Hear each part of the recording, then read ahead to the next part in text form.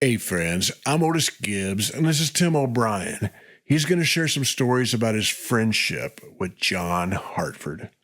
I first heard John Hartford on the Glenn Campbell Good Time Hour. He was the summer replacement for the Smothers Brothers show. And I guess John had been the staff writer for the Smothers Brothers show. He and Steve Martin, a couple of good banjo players, writing comedy. And Mason Williams was another. But anyway, and Pat Paulson. Pat Paulson was one of the funniest guys on the Smothers Brothers shows, I thought. So I saw him, playing the banjo from the audience position at the beginning of the Glenn Campbell show when that was on. And I loved Glenn Campbell. My sister had his first records, and we learned the songs. And then years later, he started playing in the bluegrass circuit. And I was aware of the Aereo playing record, and then the Morning Bugle was kind of the really vital stuff in a lot of ways in his career. I guess the first time I saw him live was at one of these peace, love, and bluegrass festivals, and he was jamming with Newgrass Revival. And then when Hot Rice started in '78, we started playing festivals, and we'd be on a festival bill with him. And our banjo player knew John, so he would visit, and I got to shake his hand and say hello. And he was crazy for fiddling. He loved all the fiddlers. He wanted to hear everybody that played the fiddle and what they had to offer. It was always great hearing him interface with another fiddle player like Vassar, or there's a guy named Billy Spears, was from Lawrence, Kansas. The two of them hanging out and talking about tunes, So anyway, he would normally play. I would see him most often as a solo. And he was all plugged in, and it was kind of like it was all show. And I kind of thought some of the stuff is kind of silly. Some of the songs are kind of silly, like "Hey, baby, you want a boogie," or "Granny, won't you smoke some marijuana," and stuff.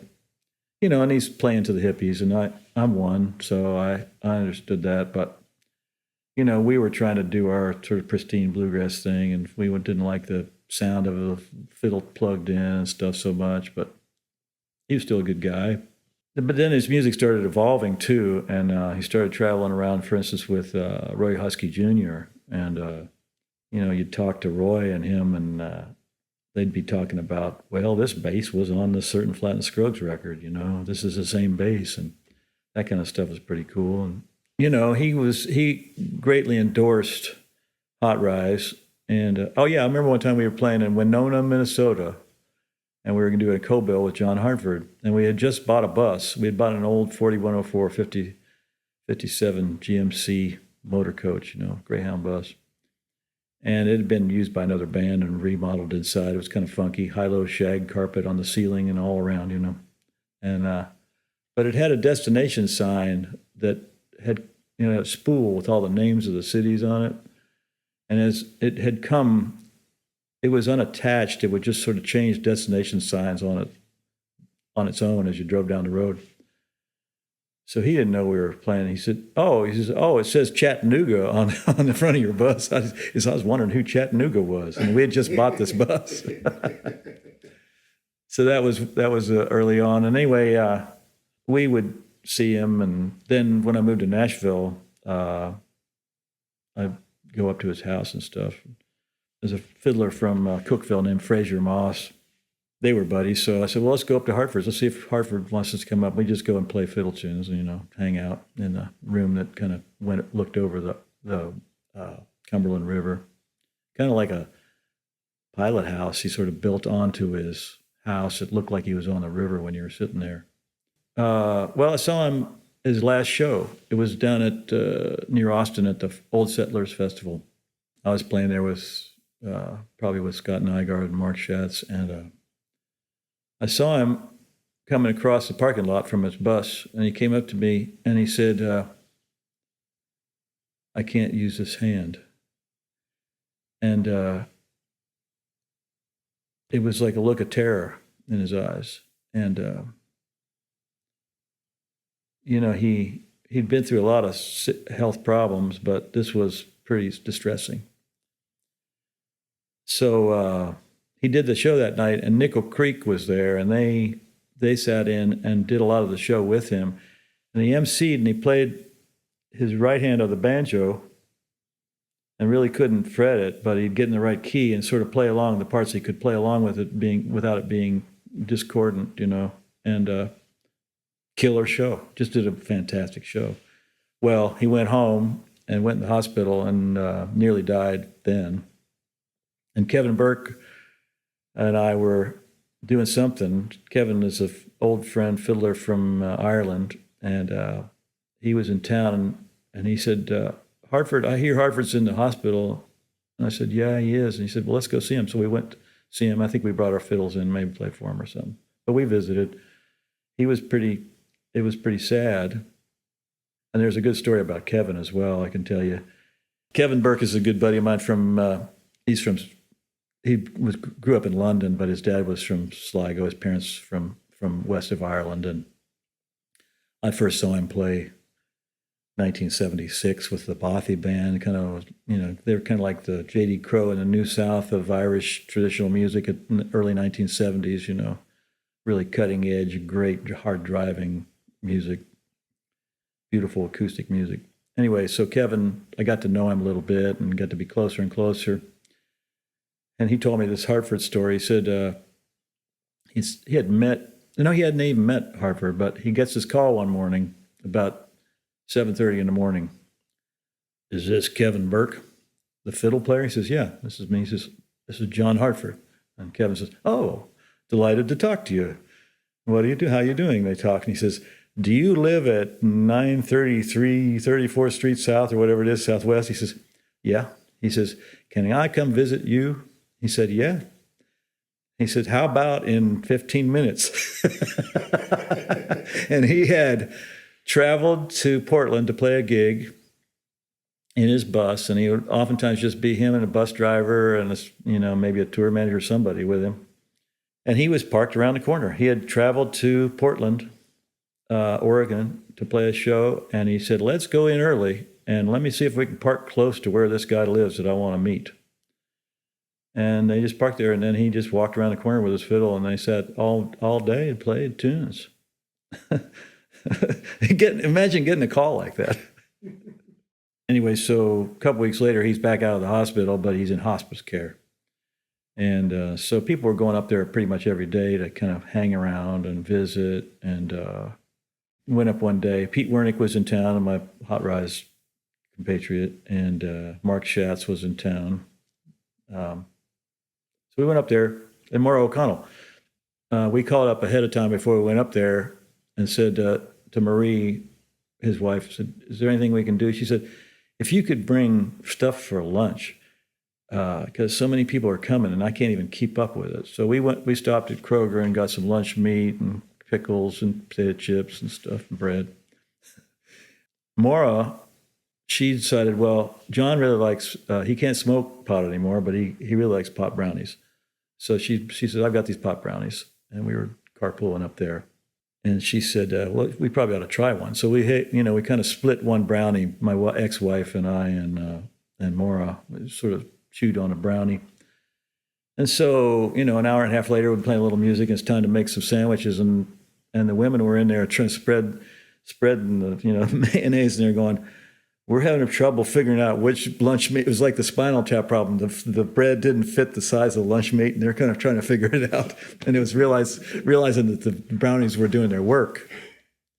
So there's a great bunch of music, and Maura sang some song that John requested. And we were sitting out in chairs out in the sun, a beautiful spring day. And he says, that was really good. Sing that again. So played it again, and this time he's saying to the band, a lot of people didn't know the song. He said, that's a 2 chord there, or that's a 3 there, So we did it again, and he said, that's really good. He says, do it one more time.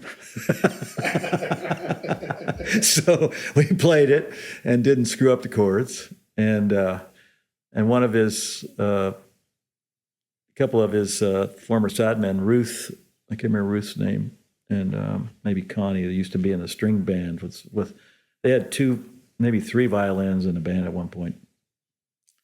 He said, standing ovation. He had to lift him up out of the chair. he said, standing ovation, and went like this. And after we played it the third time. So anyway, the pot brownie story goes on because for some reason we had a recording session that day. Pete Wernick had one. So we left the party, 2 or 3 in the afternoon, and went down to do this session. And I said, boy, that was a great, both Mark Schatz and Pete Wernick were on it. And they said, I said, Ben, that was a great afternoon. The pot brownies kind of added a little element to it. He says, Schatz says, pot brownies? I said, yeah. He said, where were they? I said, oh, well, they were there on the thing there, on a table in the kitchen there. He said, well, I'm going back up there. Maybe I'll try one. So another guy was there, was Matt Combs, fiddle player. Anyway, so Schatz goes up, and he takes and eats a whole brownie. And about 11:30 that night, I'm in bed, and just about to turn off the lights, and I get a call from Schatz's wife saying, Mark's really freaked out. He ate the pot brownie. He doesn't know what to do with himself. And can you go up and help him? He's by himself at his house. I said, okay. So I try to reach him on the phone. I can't. So I get in the car, drive up there. I'm about halfway there, and he calls back. He says, what am I going to do? I said, well, just, maybe listen to some music or something. He says, it'll go away. And he said, I got to practice with Bela Fleck tomorrow, and I was listening to that, and the stuff's making me crazy. I said, well, try something simpler.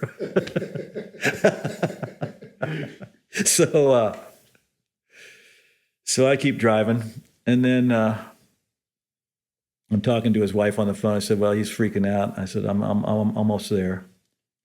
She said, we both said, how do we get hooked up with this guy? Anyway,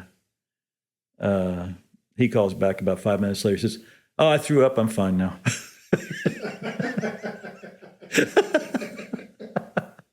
But that was, and then when John died, it was like he had told me, well, I started singing his song, Gentle on My Mind. Somebody asked me to sing it for Compass Records. We made a tribute to John Hartford, and the Newgrange group that I was playing with through them was participating. So I did Gentle on My Mind, and they backed it up. And then there was a tribute to him that Mountain Stage did, and it was at the Municipal Auditorium. What's the Municipal Auditorium. That's a nice horseshoe place downtown, theater, flat floor place with a balcony. And they had a great lineup. Kathy Mattea was on it, and Riders in the Sky, a whole bunch of great groups. And I sang a duet with Kathy Mattea of Gentle on My Mind. And Hartford said, you should sing that at every show. That's the best I've ever heard that song, and I really want you to sing that. And then it became known that he wanted me to sing it at his funeral. And so it's like, okay, well, this is pretty serious. That's a pretty serious request. And, got to make sure you get the gurgling, crackling,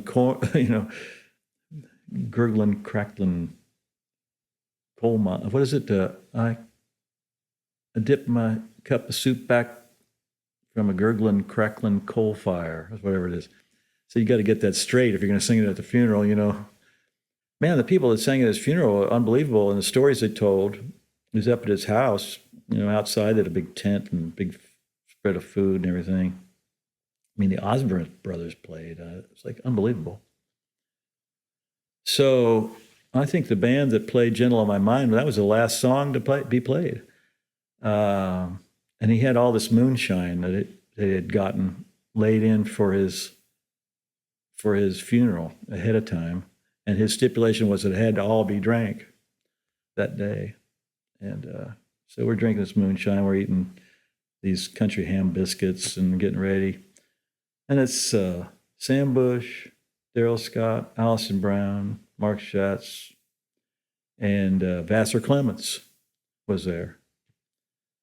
So we rehearsed this, practiced the song through. A little moonshine thing happened.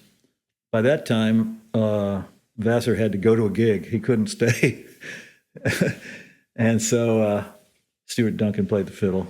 But I sang Gentle on My Mind, and it was like you realize that some things are bigger than you and your ego and your own little concerns. It's just singing that song was like it felt like I was kind of passing into the atmosphere in a way. It was like collective consciousness or something, like you're just part of this, you're a tool of this greater thing, and happy to be so.